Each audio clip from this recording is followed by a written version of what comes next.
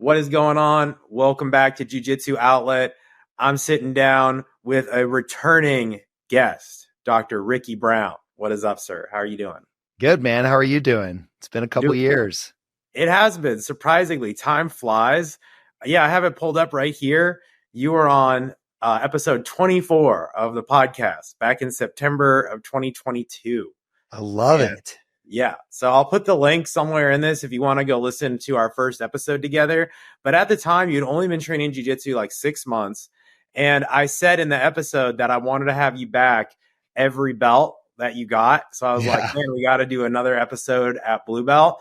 And we're making that happen. I know you just got your blue belt. Yes, sir.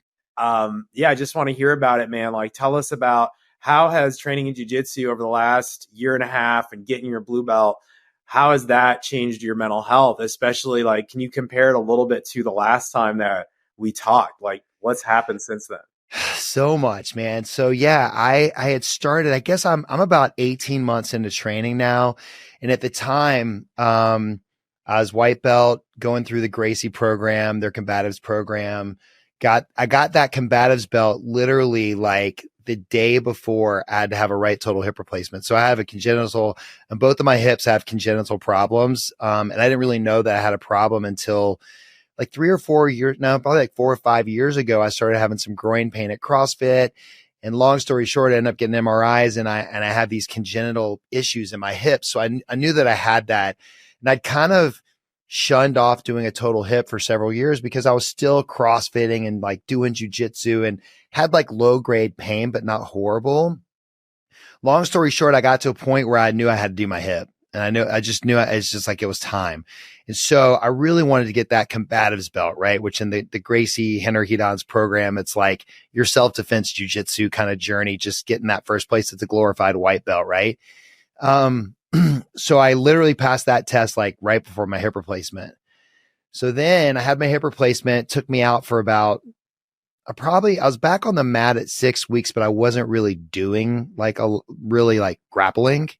I probably was out of grappling for about probably 2.5 months or so, cause you just can't do that much. I mean, even though I was able to go back and do stuff, I was nervous. I was scared. I still kind of had, hip pain. So long story short, fast forward, man, here we are. Like I had a 3-month break in between this whole journey, this 18-month journey. And they just awarded me my blue belt like about 3 weeks ago. I got it, I believe. So here we are. Dude, insane. That's awesome. That's awesome. So there's this stereotype. I'm sure you've heard of this, that like a lot of people quit when they get their blue belt. Yeah. And I don't know if you've heard about that, but I wanted to ask you as a fresh blue belt, what do you think about that? And also, do you have any plans of quitting? No plans of quitting. I'm in, man. I am so addicted. Like I cannot stop until I get a black belt. And even then I'm not stopping, obviously. Right. But no, there's no thoughts of that. It blew me away. Isn't the stat like 1% of people get a blue belt or something like that? Like it's extremely rare to get it. Yeah. So major imposter syndrome, right? Like I think that probably happens with every belt you get. Like I don't feel like a blue belt. But now that I've had it for about a month or so, looking back and still grappling with some white belts and even some purple belts, I'm like, okay, and other blue belts, I'm like, all right, like I don't have total game, but I got enough game that I'm way further along than where I was. So I'm getting over the imposter syndrome and I've earned it and I feel like I'm there. But man, I'll tell you, I don't know. I don't know if I messaged you this or, one of the Gracies messaged me to congratulate me. I think it's Heather Gracie messaged me, and she has Epic Roll, I think is a company she owns that makes a bunch of gear. And she's like, congrats on your blue belt. And I was like, man, I've gotten to the point now where like I can pass people's guard. And then I get into side mount and I'm like, now what do I do? Or I get in their mount and I'm like, now what do I do? Or I get someone in my guard. And I've got a lot of things in my toolbox, but like, it's so hard to call on those tools at the right time and do the move fast enough, to feel like I'm a blue belt. But it's really fun. The journey's amazing. I have no plans of quitting just because it's so much fun and I just want to get better, Heck yeah, man. And I think you told me, man, when we talked last time, didn't you tell me it was only like 4 or 5 years in where you actually felt like you started like really knowing jiu-jitsu? Yeah. take about 5 years, I'd say. And that's not just me. I think that's a lot of people. Although the other day, side note, I did meet someone who like beat my ass and he had only been training like 18 months, he said. Isn't that crazy? Did he have a wrestling background? No, no. Just Dang. this dude who's a kid. He's like, I think like 17 or something, super athletic and just obsessed with jiu-jitsu. And I met him at Pedigo the other day and his name's Cooper and he beat me up. I was like, dude, the next level, you know, like these kids are getting so obsessed. So there are guys for sure. They're especially younger folk who can pick it up and become savages in a year. But for most people, I'd say it takes about 5 years. But what are you, a black belt? No, I'm a brown belt. Brown belt. Okay.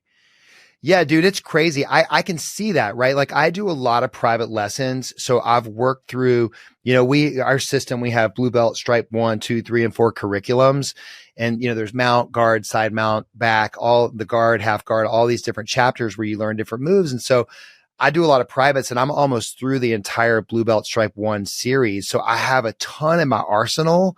But like, you know, you have to perform a move so many times before it becomes a pattern or before you even recognize that it's there to take advantage of. So it's crazy. Crazy. Yeah. And then you get into the counters to the counters to the counters. Oh, yeah. And then you add in speed and strength and athleticism and all that other stuff. And yeah, a lot, man. It is. It's fun though. Like, I don't know why everyone doesn't do this. I'm like, why didn't I wrestle in high school? Like I was a baseball player. I'm like, why didn't I wrestle? Why didn't I start jiu-jitsu earlier? Like I have all these questions. Yeah. Right. Right. What do you feel like has been the biggest challenge with being someone who primarily does privates? Because you mostly do private lessons, right? Could we do a little comparison of that? Like what's that been like kind of coming up and mostly doing privates? Well, so, I mean, I've changed. What happened was I do still do a lot of privates, but I still go to class a lot. So when it was time to get get through that combative program, I started going to class plus, cause I got comfortable enough where I'm like, all right, look, I could get hurt doing anything.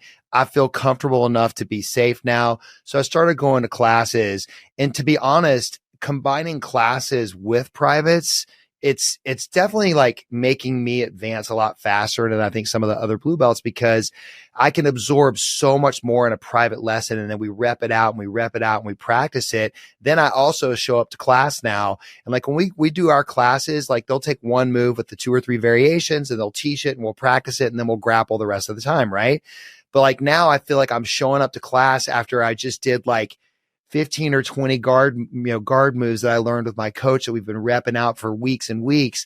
And so now I show up to class and I feel like I have a repertoire that's a bit deeper than most of the people that are just doing the individual classes. So I will say, while I do feel uncomfortable, it's all relative. You have to realize, like, I'm type A, man, and I wanted my black belt yesterday. So I tend to throw myself in and I do all that I can to advance as fast as I can. And I know that you can't cheat time, but it's kind of nice to do the privates and like have a lot more in my brain to draw on than probably most of the guys that are blue belts in my school.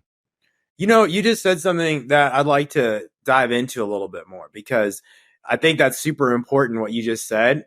Because I think there's a lot of people. I've been teaching now for 6 months, and I've met a lot of people who have started jiu-jitsu, and I've also met a lot of folks who have like started and then stopped all of a sudden. Yeah. And I think that one of the main reasons I found people stop is because they can't like go all in for whatever reason, because they are that type A person and they want to either go all in and do it all the way, or they're just not interested because they're like, you know, oh man, I can only come, you know, twice a week because of my job, this, that, the other thing. So what would you say to that person who's maybe not training, or maybe not coming to class, or maybe not training because they can't go all in? Because you're someone who, you know, you've got a really successful practice as a doctor, right? So I imagine you're not training twice a day, right? So no, like, look, what advice would you give to that person who's like kind of can only come a little bit? that makes sense. Yeah, I think that's important. It is a great topic. So, for those who don't know, I'm a plastic surgeon, right? So I operate and I got a practice I run and I'm busy and my boys do jujitsu and my wife does it now. And I show up when I can. It just depends on how much you love the sport, right? And you love the game. Everyone talks about the journey. It's a journey, right? And while I realize that I want to do this as fast as possible, you can't. You have to. Time is required to be good at this. And the analogy I use is my coach all the time, or the guy who owns our school, Adam, always says to me, he's like, dude, when you first started suturing as a resident, are you any better today, 15 years into practice, than you were in the beginning? I'm like, oh, hell yeah. Like I can sew freaking with my eyes closed now. He's like, exactly. I've been doing this for like 15 years. All right. And like that, it takes that much time to become proficient at something to the point where you feel good at it. So what I would tell the people who are saying, I can't go all in, if it's something you like, enjoy the journey. Just show up when you can.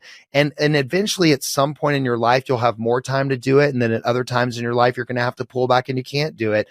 Life gets in the way. But I think for the people who truly, truly want to learn the art, and I didn't understand this until I started doing it, that it really, truly is an art form. It's a chess game. It's so fun, man. And I think if you can force yourself to stop focusing on a stripe or a belt and just focus more on, I'm going to learn jujitsu the best that I can, then it's fun. I think people have too high of an expectation early on. And when they're not able to achieve that, they just give up. But would you do that in your business? Like, would you just quit on your company? No, you wouldn't. So you have to invest the time, and whatever time you have to give to it is the time that you have, Yeah, you got to put it into perspective a little bit more. And I think a big part of it is just being disciplined, especially when you're busy. What do you have to say about that? Like, let's say you just finished work, you just had a tough day. Do you have any tricks for like how you kind of motivate yourself, or is there any, I guess, like pre-jiu-jitsu ritual you do to kind of get yourself in the zone, like especially if you just got done working? Yeah, I'm a routine guy. So I go to CrossFit 3 days a week. I do a private lesson every Saturday after my boys' black belt club. I do a private on most Mondays if I can. Every Tuesday morning, I go to, we call it the master cycle, which is basically, all the upper level jujitsu classes. And then if I can, I'll go to another class during the week if I happen to have time to do it. So I tend to be a morning guy. I don't like to do it in the afternoon because of exactly what you said. I'm usually so tired in the afternoon or the evenings, but I help coach and teach the kids classes. So like when my boys are in black belt club, I'll go, and in my boys class for black belt club, like they're teaching them the upper level jujitsu that we're learning. So I actually learn in the class, like me and a coach on the side after they teach the move to the kids, we'll kind of go off in the corner and practice. So, but I don't think it doesn't require to be pumped up. I mean, it also depends on your attitude in jujitsu, right? Like I'm not there to beat people up. I'm not there to fight. I am there to learn jujitsu and have fun and do it in a safe manner. I think if you are someone who is really trying to compete and you're really wanting to fight, there's probably a bit more prep and amping yourself up to get in and train. But for me, I tend to make a schedule. I stick to it every week. I know the times that I go to jujitsu. I've dedicated and delegated the time to do it. So that when it's time for me to go, I'm just ready to rock, I think that there's something deeper there too. It's like you've positioned yourself in life to a point that you can have this lifestyle, right? Like Oh yeah. you worked hard to have the career that you knew would give you this kind of lifestyle. That way you can do this kind of stuff. Like, could you talk a little bit about that? Let's say there's someone listening who's maybe like 18 or 19 or something, and they know they want to do this long term. Maybe they want to become a black belt, or maybe they want to have an MMA fight someday or try to be a fighter. But right now they're just getting started, maybe 18 years old. What kind of words of wisdom would you give them? Maybe they don't know even what they want to do with their life. Like getting started or in life? Yeah, just like in life, with their career, with how to balance it as as they get older. Yeah, I know it's a big picture question, but that's what we do here, man. We answer the big questions. I think in the beginning, you just have to have a vision of what you think your end game is, right? Like, are you a person who eventually wants to compete for fun and you're just going to have fun doing that? And then eventually you're going to peel back and just be like a casual, like grappler in the classes and have fun with it? Or, is this like going to be a career for you? So I think that's the first thing you have to decide is, how does jiu-jitsu fit into your life? Do you have other goals and aspirations for things that you want to do in life or a job? And then jiu-jitsu is just part of your extracurricular fun, or is jiu-jitsu going to be your life, right? Like that's the biggest thing. Because if jiu-jitsu is your love and your life, then yeah, man, you might own a school one day, and you have to start thinking about that. And of course, those people might want to advance faster, quicker, and be really involved. But I think if you got a younger person getting into it, man, I swear if I'd wrestled in high school, it'd have been so much easier.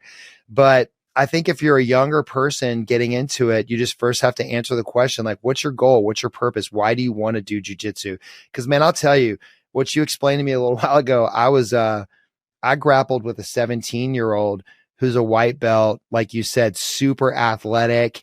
And I'm a strong guy. Like, I'm 53, but I'm pretty freaking strong. And this kid was like running circles around me. And his whole mentality, I could tell, was to crush the whole freaking time. And I'm like, dude, dial it back, So, but I mean, it depends. But I mean, this kid wants to compete. So that was his thing. Like, he wanted to compete. I'm like, I don't want to compete. So I think you have to know what it is you want to do and how jiu-jitsu fits into your life. So for me, it's just kind of another sport thing that I want to learn. It's something new and different later in life. So that's it. That's the advice I'd give kids, is just first decide, like, what's your goal? Like, what's your end game? And if you want to do this for a long time, I hear this from a lot of guys who are a little bit older, who went a little too hard younger. Dude, their bodies are beat up. And even if they wanted to go a bit harder now, they can't, because they have so many injuries. And so I would say, if you're younger and this is going to be something that you want to do your whole life for fun, maybe dial it back a little bit so you don't get some of those big injuries, because it's kind of devastating to watch someone who has a love for the sport not be able to do it because they're just so injured from being young and aggressive. Yeah, man. Me and my buddy Jake, we were talking about that yesterday after training, because we're both about the same age. Like, I'm 32. I think he's 33. And we're both starting to feel it a little bit, just because we're not getting any younger, apparently, Nope. which is crazy. So we're kind of on that cusp. And him and I were already talking, like, maybe we should adjust our game a bit more. And that's something I've thought about a lot, is I try to look at the people who are maybe 80 years old and still training jiu-jitsu, or even someone who's maybe 45 or 55, or someone who's a little older than me. What kind of game do they have? And I've started to adopt that game early, before I need to, because a lot of them have told me, like, oh yeah, this is the game that I play because it's the only game I can play, because my body's broken down, and they're almost like forced into it. But I've thought like, okay, if I can just make that my game, then I'll just be really good at that game for forever, right? Like, do you know who Matt Arroyo is? No, I haven't heard of him. So Matt, I think he might have been in MMA a little bit, but he's in Tampa, and he's got I think he's more of a sport gym, but he's a Gracie guy too. He loves Gracie. Dude, he was talking about this the other day. Someone asked him, like, what's your training schedule? And Matt's probably, I don't know how old he is, but my guess is he's late 30s or early 40s. And he talked about, he's like, dude, I because I want to do this longer in my career, like, I've been through the MMA fighting and getting beat up game. He's like, because I enjoy this, I have a schedule. He's like, I lift weights 3 days a week. I do jujitsu, 3 days a week. And I don't do any more, even though if I want to, I don't do any more than what I know my body can handle, because longevity is my game now. And if I want to be in this sport, he's obviously a black belt, 3rd or 4th degree black belt. And he's like, if I want to stay in this game for a long time, I know that this is how I have to be now that I'm getting older. And I don't want to be beat up when I'm 80. Like, I want to feel like I can still kind of go when I'm older. Yeah, dude, he's awesome. You should check out his Instagram. I feel like his videos are great. He just shows moves in such an eloquent manner and explains them well. And he talks like jiu-jitsu philosophy a lot, which I really like. Yeah, send it to me. I'll check it out for sure. Yeah. It'd be great. But man, I feel like I look at a lot of the older guys and I notice they don't do a lot of wrestling shots. They do more like snap downs and foot trips and stuff like that. Like sneaky finesse things in terms of the takedowns. And like when I trained judo, my judo coaches were older. A lot of them were like in their 60s or 70s. And one of my judo coaches, Lanny Reed, was just a foot trip master. He would just foot trip you from everywhere. There's no way that you could even just step near him and not get foot tripped. He was an eighth degree judo black belt. Wow. And just a monster, just amazing, And so that I look at that, I'm like, okay, maybe I should work on foot trips because I'm probably not gonna be able to do wrestling shots my whole life. No. Maybe I will. That'd be great. But you get what I'm saying? Like, so that's kind of where my head is at, is let's develop those things that are like, the reason the older crowd is doing them is because they are easier, right? Because Yeah. they're physically less challenging, I think is what I'm trying to say. They require a little more technique, but isn't that the whole point of martial arts, that we develop good technique? Like, you think of Bruce Lee, you think, wow, he's got a lot of technique, right? So, I mean, that's like the epitome of a martial artist in many And people's minds. and there's levels to the game, man. Like that's what I've learned. Like there's obvious levels of stripes and belts and stuff, but if there's one thing I've really started to recognize, like when we get our blue belts, they actually test us. Like we get in every position for 3 or 4 minutes and you just go for like 45 minutes or whatever. And, my coach is a purple belt who I worked with for a long time. When I showed up for my test, like he was like, I'm not holding back today like I do when we're rolling. Just I want you to know that. And I was like, all right, man, like I get it. You've given it to me before.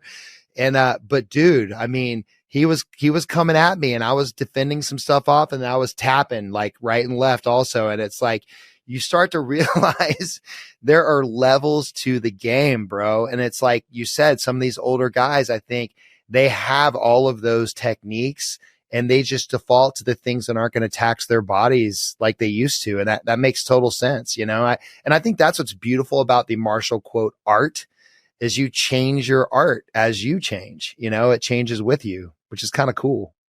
Right. Exactly. And it's a beautiful thing, man. So I just wanted to ask you this. I know we just have a little bit of time left. But I guess, what do you hope that you're going to learn on your way to purple belt? Obviously, purple belt takes sometimes a bit longer to get than the journey from white to blue. Like for me, white to blue took like, I think 3 years. And then I was a blue belt for like 5 or 6 years. Yeah. So, it takes a little longer for some people. Like, what do you hope that you're going to learn over the next couple of years? So my goal moving forward right now is to be able to have 3 or 4 proficient moves from every position, whether it's a defense or a submission. I want to be able to effectively move while I'm grappling and recognize. I would like better pattern recognition on, oh, I could do this or do this real quick. And it may not be a submission, but just some position or some place that I know I could get into. I just want my jiu-jitsu IQ to go up between now and purple belt. That's probably the best way that I can describe it, is I want a better awareness on the mat. I'd like to be able to move around people in a very efficient manner, and conserving energy is huge, right? Like learning how to, if someone's coming at you hard in a roll, being able to dial it down so that you maintain like your cardio. Like I have really good cardio from CrossFit, but at times, man, I find myself trying to level up to a higher level and I use too much energy. So energy conservation and learning how to move and just improving my jiu-jitsu IQ is really what I'm after. Like I don't want to get into a position and be like, now what do I do? I passed his guard,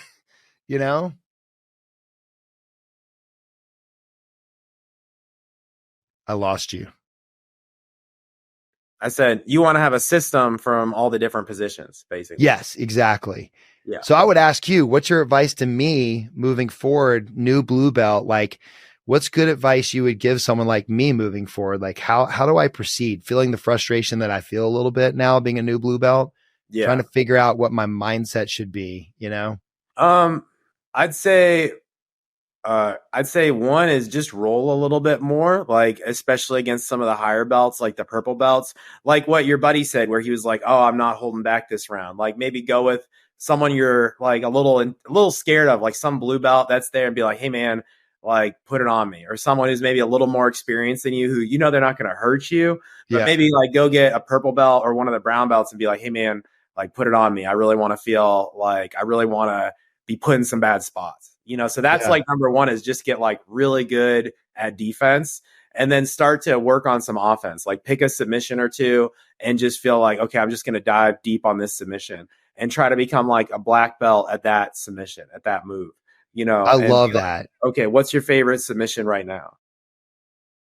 Oh gosh. If you had to pick one, if I was like, okay, you're going to compete, you can only do one submission, What would be that submission that you What might is do? my favorite submission? I'll tell you what I've started to really enjoy and try to get people into is an arm in triangle. Getting that head under their arm and getting them in, like when they don't recognize it happening when you're in their mount, and just getting in an arm in triangle. Yeah. Oh, I love that. Yeah. That's a sneaky one, which is awesome. Yeah. You mean like a head and arm choke? Or head and arm triangle. Yeah, head Yeah. and arm triangle. Yeah. Yeah, yeah, I yeah. love that one. Yeah, that's amazing. So that's a great choke. I mean, it's super high percentage. So just like dive deep on that, nerd out on it a bit. Maybe watch some YouTube videos from some dude who's really good at it. Maybe even consider buying a course from BJJ Fanatics from some person on the head and arm choke and just like go deep on it, or ask for some. I know you do privates already. So maybe say, hey, let's talk about head and arm choke. That's my favorite submission. I'm trying to hit it from more angles. So just like get really, really good at like whatever your favorite submission is. And then, that'll kind of lead to other stuff. Right. And then the last thing I'd say is if you haven't already, start to learn some leg locks, and especially leg lock defense. Yeah. Because like once someone puts on a blue belt, from my perspective, it's like, okay, game on the leg lock, ankle. And I'm not saying you got to dive right into heel hook, but like learn the ankle lock, learn the knee bar, and learn, more important, how to defend it and how to recognize the setups, because that's something that you might get caught in. Obviously, if you get in a street fight, they're probably not going to know to ankle lock you. But if you're going against higher level guys, ankle locks might start to be introduced. So make sure you're comfortable there.